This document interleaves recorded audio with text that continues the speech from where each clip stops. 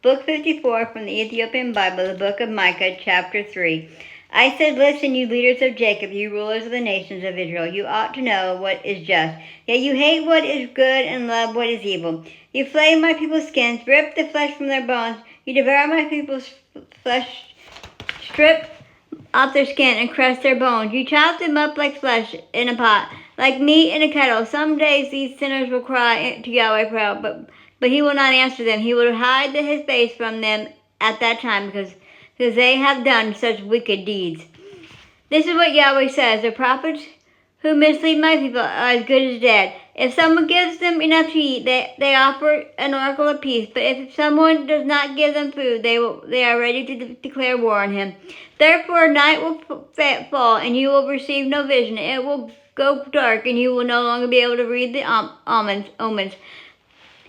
The sun will set on these prophets, and the daylight will turn to darkness over their heads. The prophets will be ashamed. The omen readers will be humiliated. All of them will cover their mouths, for they will receive no divine oracles. But I am full of courage that Yahweh's Spirit gives, and have strong commitment to justice.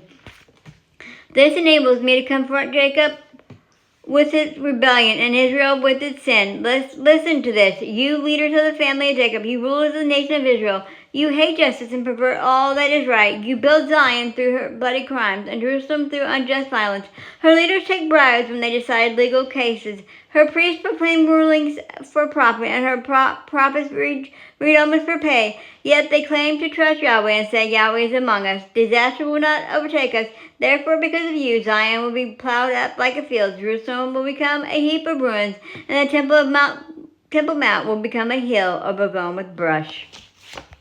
Chapter 4. In the future, Yahweh's Temple Mount will be the most important mountain of all. It will be more prominent than other hills. People will stream to it. Many nations will come, saying, come on, let's go up to Yahweh's Mount, to the temple of Jacob's God, so he can teach us the commandments, and we can live by his laws. For Zion will be the source of instruction. Yahweh's teaching will proceed from Jerusalem. He will arbitrate between many people and settle disputes between many distant nations. They will beat their swords into the plowshares and their spears into pruning hooks. Nations will not use weapons against other nations. They will no longer train for war. Each will sit under his own grapevine or under his own fig tree without any fear. Yahweh, who commands armies, has decreed it. Though all nations follow their respective gods, we will follow Yahweh, our God, forever.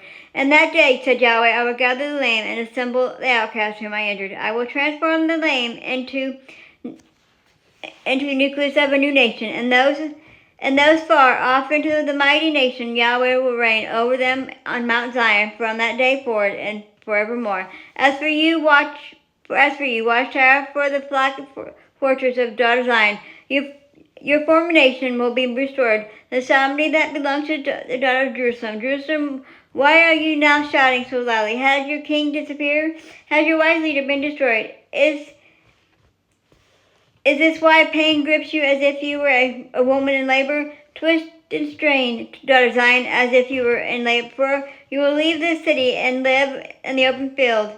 You will go to Babylon, but there you will be rescued.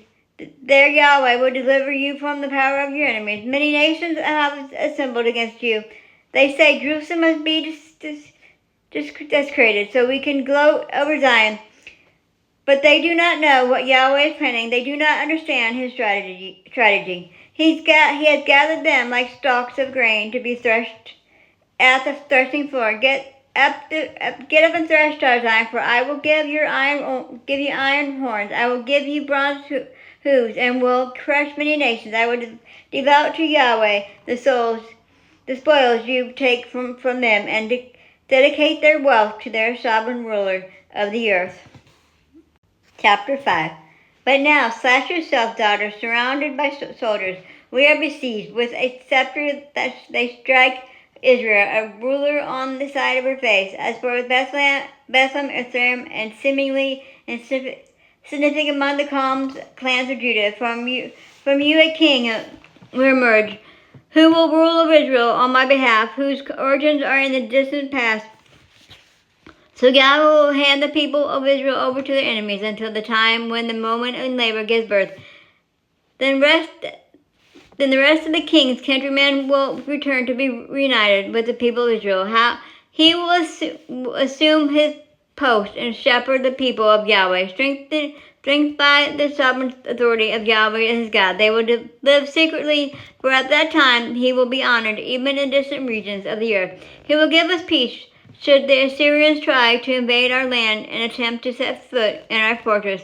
We will send against them 7 shepherders, make that 8 commanders. They will rule the land of Assyria with the sword, and the land of Nimrod with drawn sword. Our king will rescue us from the Assyrians should they attempt to invade our land and try to set forth our territory. These survivors from Jacob will live in the midst of many nations. They will be like the dew Yahweh sends, like the rain of the grass that does not hope for men to come or wait around for humans to arrive. Those survivors from Jacob will live among the nations in the midst of many people. They will be like lion among the animals of the forest, like a young lion among the flocks of sheep, which attacks when it passes through. It rips its prey, and there is no one to stop it. Lift your hand triumphantly against your adversaries. May all your enemies be destroyed. In that day, said Yahweh, I will destroy your horses from your midst and smash your chariots. I will destroy the cities of your land and tear down your fortresses. I will remove the sorcery that you practice, and you will no longer have omen readers living among you. I will remove your idols and scared pillars from your midst. You will no longer worship what your own hands made. I will uproot your images of Asherah from your midst and destroy your idols. I will angrily seek vengeance on the nations that do not obey me.